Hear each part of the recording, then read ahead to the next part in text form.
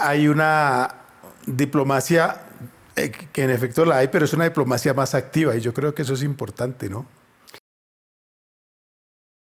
Tuvimos hace unos días nuestra conferencia de embajadores de Alemania en Berlín, virtual, pero dijeron, no, hablaron de todo, del mundo, de la situación, de la coyuntura, pero también de lo que se llama public diplomacy. Ajá. Es decir, hacer más en redes sociales, por favor, y no callar, pero mostrar cuál es nuestra posición, hablar, explicar, dialogar, todo eso hace parte de nuestras tareas. Sí. Pero en el caso tuyo, tú hablas de Colombia y de nuestra situación y de personas inclusive con nombres propios, cuando se trata, por ejemplo, de líderes sociales, de personas que tienen algún significado especial para los colombianos.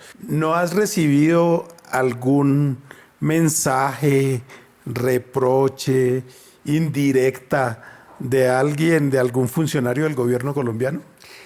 Yo veo en este país paralelos con lo que pasó en Alemania.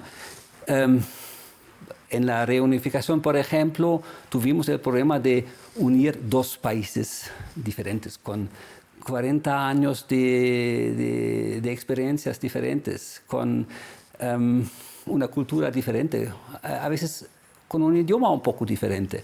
Y eso todavía no alcanzamos, estamos todavía en este proceso. Y lo que yo quiero decir es que tengan paciencia con su pasado, con su presente y confianza en su futuro. Eso es lo que este diálogo que estoy entreteniendo es, y sí, no puede hacerse sin referirse al país. Eso se hace de mi parte con mucha empatía y con mucho cariño, porque me gusta este país, me gusta este proyecto de la paz, que es también la razón por la cual en Alemania estamos brindando una cooperación con un eje financiero mucho más fuerte que normalmente con países de renta media.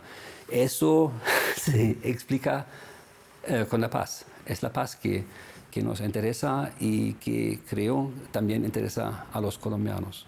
Reacciones siempre hay. Ajá. Tengo reacciones muy diversas. Me están criticando como castrochavista, me están criticando como nazi. Bienvenido al club. Con todo. Es decir, si hay crítica de ambos lados, no puede ser completamente falso. A veces las reacciones son muy fuertes y muy críticas. Me parece que en eso se está hay una expresión de odio también, pero ¿de dónde viene este odio? Me parece que viene del miedo al cambio. Y la polarización que todavía sigue vigente, la polarización es una manera de no tener que cambiar.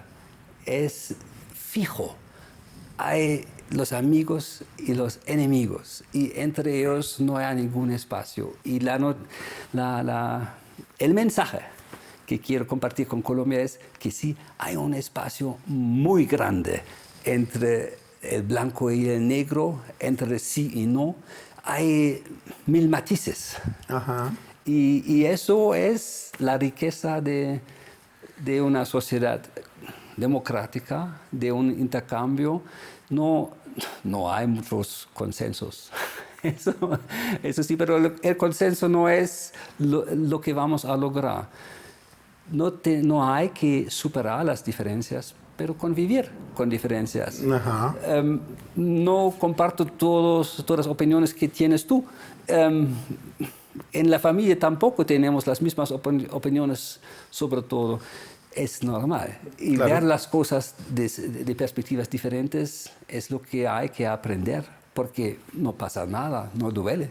¿Qué crees que es lo más difícil que no han superado, digamos, la cosa más importante que les falta a las dos Alemanias por superar, por sacar adelante en ese proceso de reunificación? Lo más difícil fue reconocer la experiencia del otro, que no negar la experiencia diferente del otro. Y necesitamos muchísimo tiempo para adaptar, para implementar unas buenas ideas que tuvo la otra Alemania. Por ejemplo, cupos en los jardines infantiles, guardias infantiles. Eso no tuvimos en la Alemania. Muy pocos cupos, y se ve en la legislación de los años 90 una serie de leyes que tienen como detonante la experiencia de la Alemania oriental, de las mujeres trabajando, de las mujeres manejando su vida de una manera muy independiente, y eso nosotros no tuvimos antes. Reconocer eso fue difícil. Los alemanes del Oriente se sintieron durante mucho tiempo, puede ser todavía, como no respetados, como no... Como ciudadanos de segunda clase. Eso es la expresión que todavía uno puede escuchar en esta parte de Alemania. Y eso es algo muy feo, porque ellos tuvieron mala suerte dos veces, con una dictadura de derecha, con otra dictadura de izquierda, y durante décadas y décadas vivieron bajo estos sistemas con poca libertad. Y nosotros, bajo la incidencia también de Estados Unidos, nos sentimos muy libres y disfrutamos de las libertades, oportunidades que tuvimos.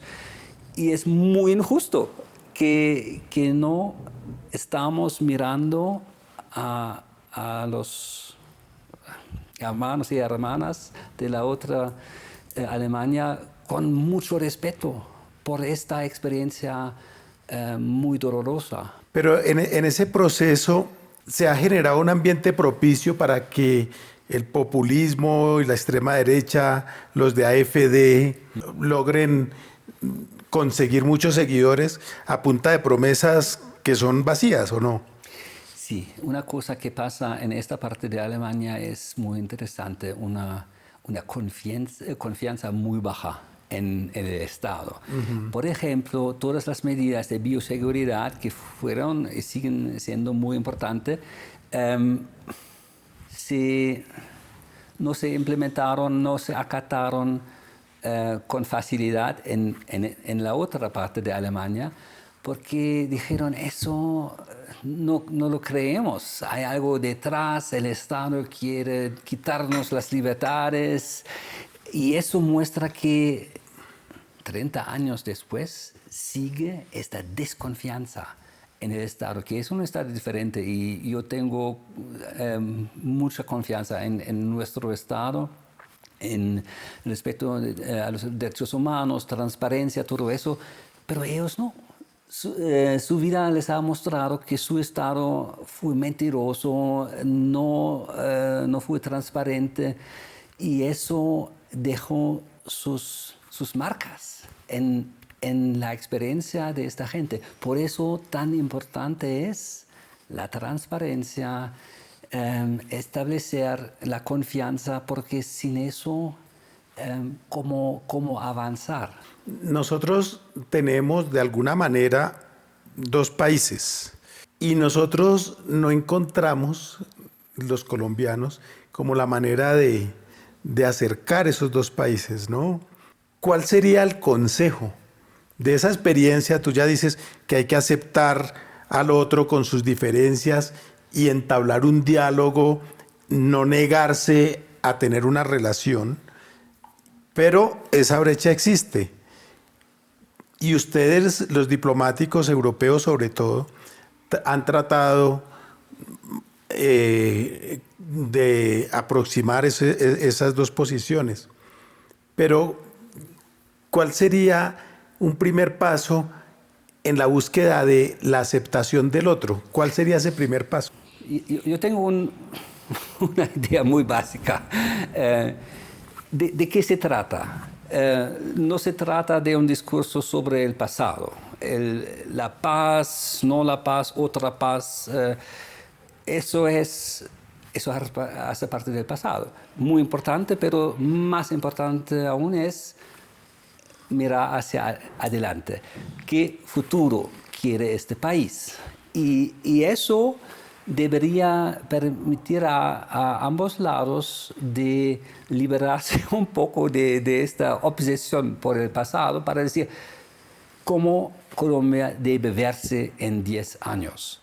¿Qué hay? ¿Que habrá más? ¿Que habrá menos? ¿Más riqueza? ¿Menos desigualdad? No sé. Pero sí pueden mirar hacia el futuro.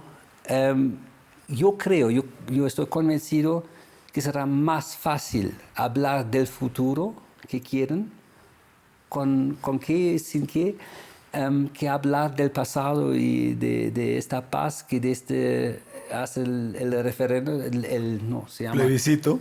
del plebiscito fracasado, sigue siendo un tema muy polarizador. Sí, es así, tenemos que aceptarlo. Pero ahora mira hacia adelante. Y este debate sobre el futuro de Colombia todavía no tomó forma. Pero me parece que es muy buena recomendación, muy buen consejo, liberarse de la obsesión por el pasado, porque ahí nos podemos quedar toda la vida No. y no salimos de eso, ¿no? El mundo está cambiando, sí. Y Colombia es un socio en el multilateralismo. Hay que manejar este cambio, hay que manejar este multilateralismo y por eso estamos acá, Alemania, otros países, la comunidad internacional, para acompañar a Colombia en este proceso muy difícil, con incentivos al diálogo. La política internacional ha sido un desastre. Parecen decisiones tomadas por alguien que o que no tiene interés o que no tiene conocimiento de lo que pasa en el mundo, ¿no? Pensando en Marta Lucía Ramírez, la nueva canciller, no tengo la impresión que ella tiene algo en contra de la comunidad internacional. Es un diálogo mucho más abierto que tiene ella.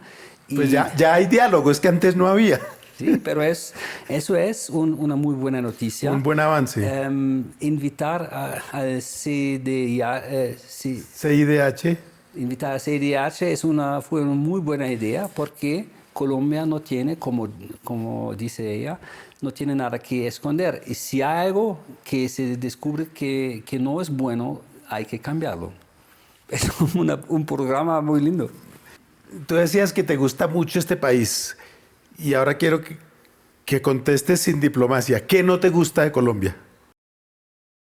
A decir verdad, hay una cosa que para mí sigue muy difícil entender qué quieren decir cuando no quieren decirlo claramente. Ajá.